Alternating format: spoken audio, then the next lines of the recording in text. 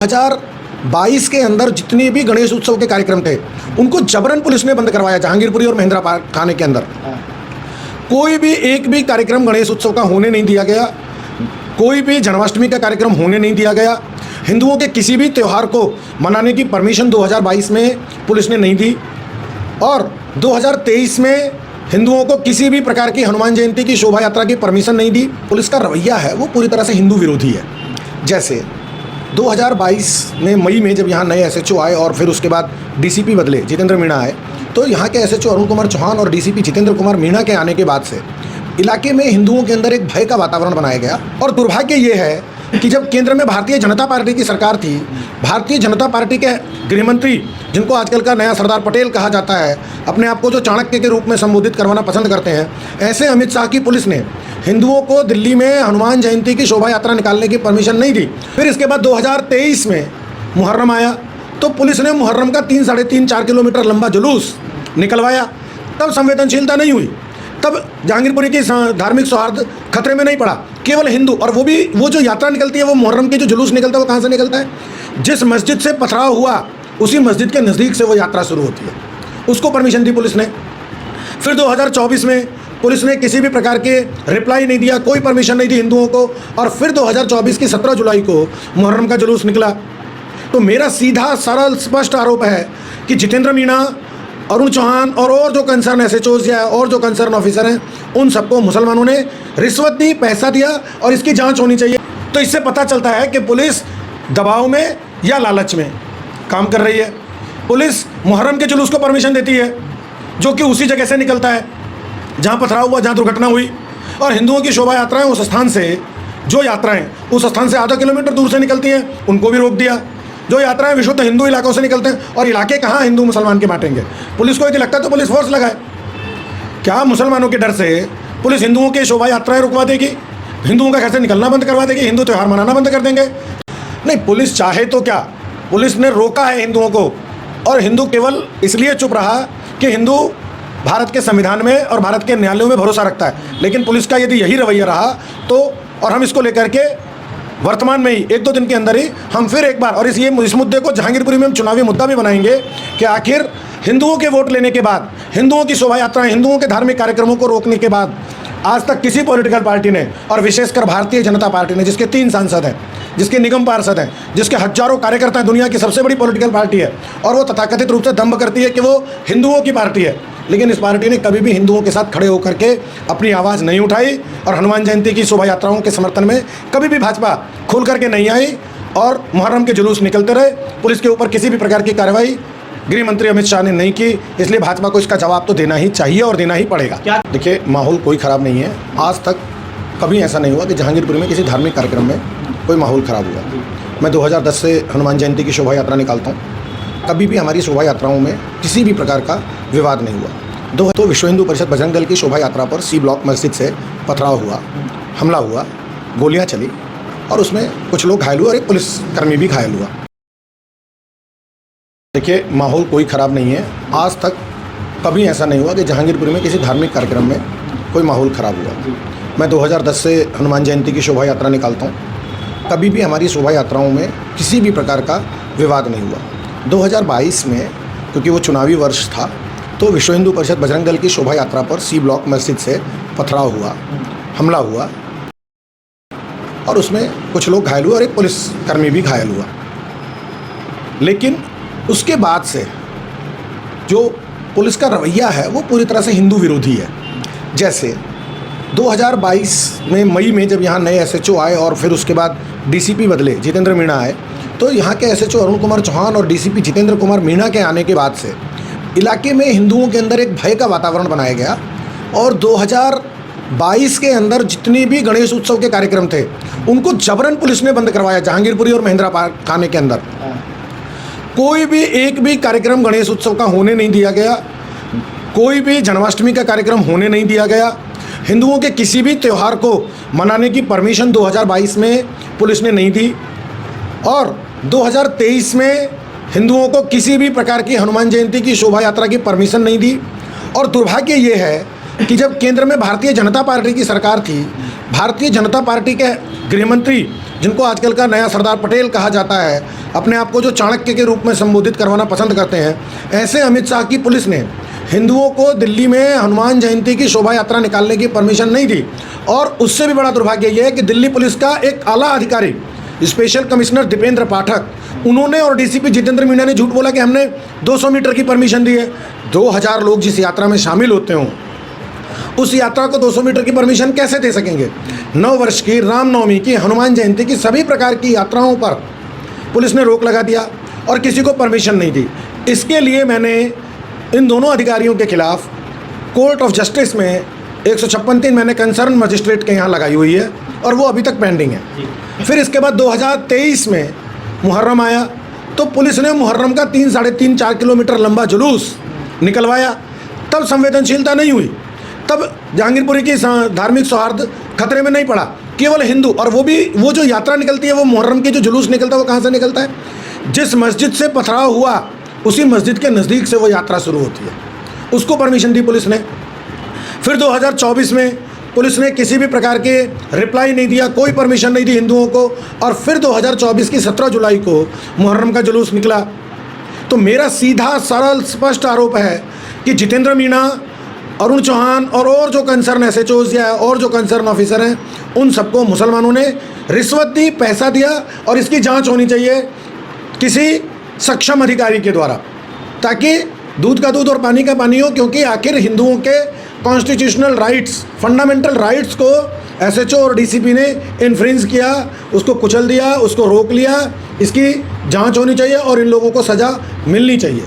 क्या लेकिन पुलिस का तो कहना है कि माहौल ख़राब नहीं होना चाहिए। जिस तरीके से कुछ साल पहले तक जहांगीरपुरी का माहौल रहा है, लेकिन अभी भी हम देख रहे हैं कि कई जगह पंडाल लगे हुए हैं, गणेश जी की जो है विसर्जन किया जा रहा है। पुलिस तो चाहती है कि जब माहौल ख़राब नहीं होना चाहिए, फिर आप कैसे कह रहे हैं? नहीं, माहौल कभी ख़राब नहीं हुआ।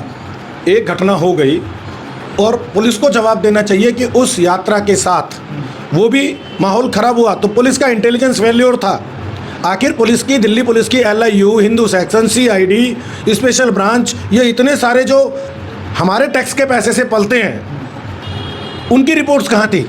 उन्होंने क्यों नहीं देखा कि भाई ये हो सकता है? उनको पता कैसे नहीं चला? इसका मतलब कि ये सारे लोग केवल तनख्वाह ले रहे हैं, वेतन उठा रहे हैं और काम नहीं कर रहे हैं। दिल्ली पुलिस का फेल्योर था।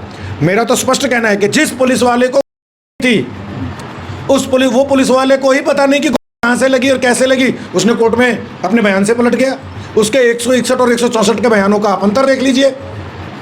तो इससे पता चलता है कि पुलिस दबाव में या लालच में काम कर रही है। पुलिस मुहर्रम के जुलूस को परमिशन देती है, जो कि उसी जगह से निकलता है जहाँ पथराव हुआ, जहाँ दुर्घटना हुई। और हिंदुओं की शोभा यात्राएं उस स्थान से, जो यात्राएं उस स्थान से आधा किलोमीटर दूर से निकलती हैं, उनको भी रोक दिया। जो यात्राएं विशुद्ध हिंदू इलाकों से निकलते हैं, और इलाके कहाँ हिंदू मुसलमान के बांटेंगे? पुलिस को यदि लगता है तो पुलिस फोर्स लगाए। क्या मुसलमानों के डर से पुलिस हिंदुओं की शोभा यात्राएं रुकवा देगी? हिंदुओं का घर से निकलना बंद करवा देगी? हिंदू त्यौहार मनाना बंद कर देंगे?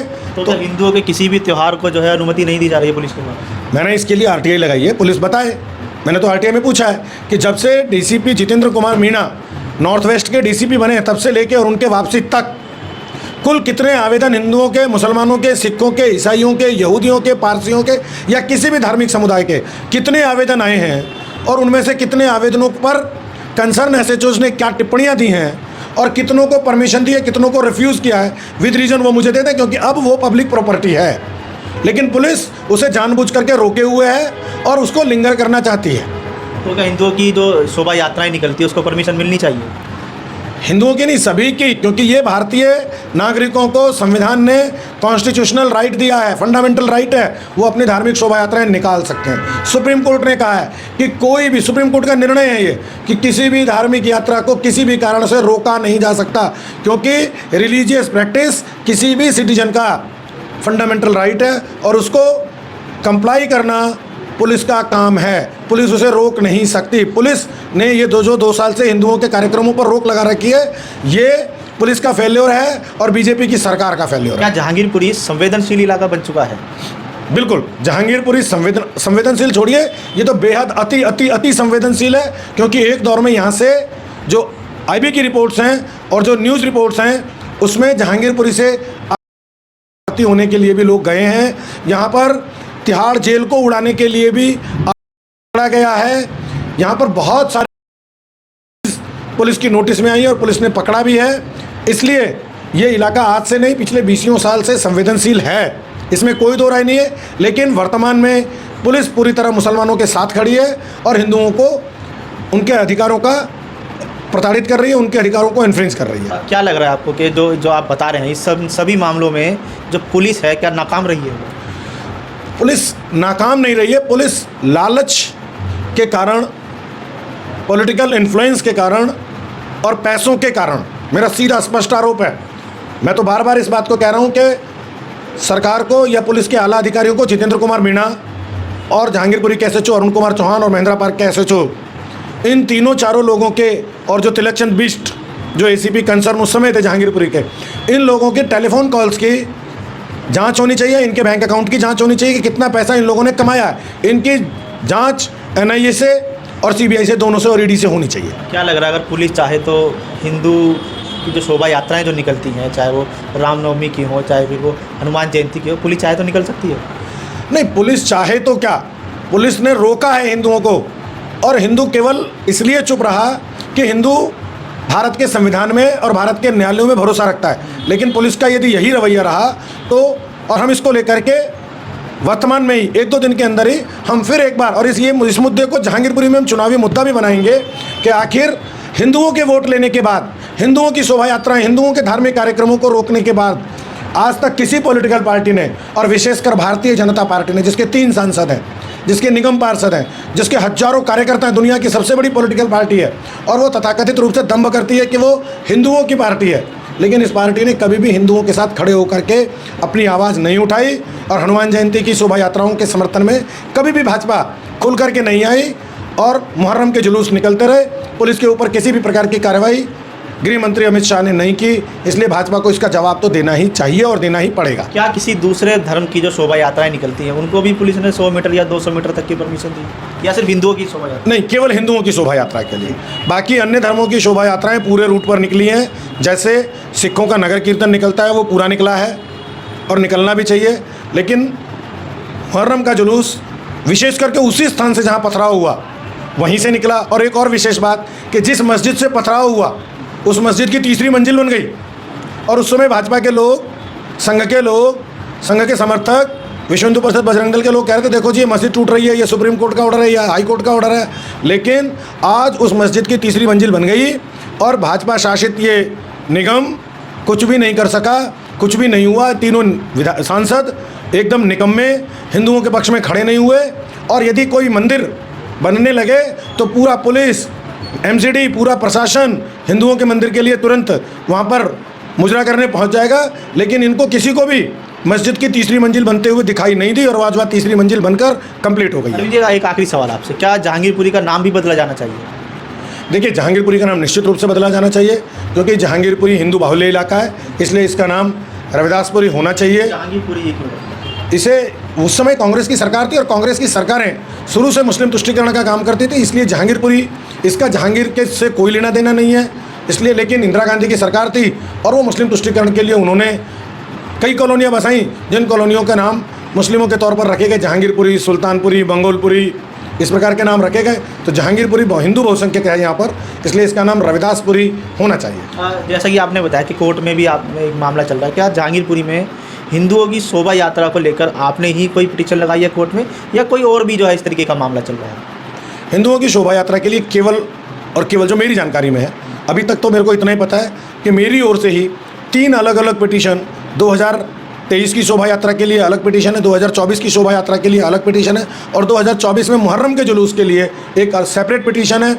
और इस प्रकार से जो ये डिस्क्रिमिनेशन किया है इसके लिए एक अलग पिटीशन है। ऐसी 3-4 मेरी अलग अलग पिटीशन लगी हुई हैं, और वो निश्चित तौर पर मुझे विश्वास है कि समय तो लग सकता है, लेकिन भारत की न्याय व्यवस्था में इनको दंडित जरूर होना पड़ेगा, इनको जवाब देना पड़ेगा, चाहे वो डीसीपी जितेंद्र मीणा हो, चाहे वो एसएचओ अरुण कुमार रहे हों, या वो संजय नरवाल रहे हों महेंद्रा पार्क के, इन तीनों, या तिलक चंद बिष्ट रहे हों, इन लोगों को कोर्ट ऑफ जस्टिस में आना तो पड़ेगा ही। और क्या आप उच्च न्यायालय भी जा सकते हैं? बिल्कुल जाएंगे, जितना हमारे से हो सकेगा। पहले तो मैं ये मानता हूँ कि लोअर कोर्ट में ही डिसीजन हमारे पक्ष में आएगा।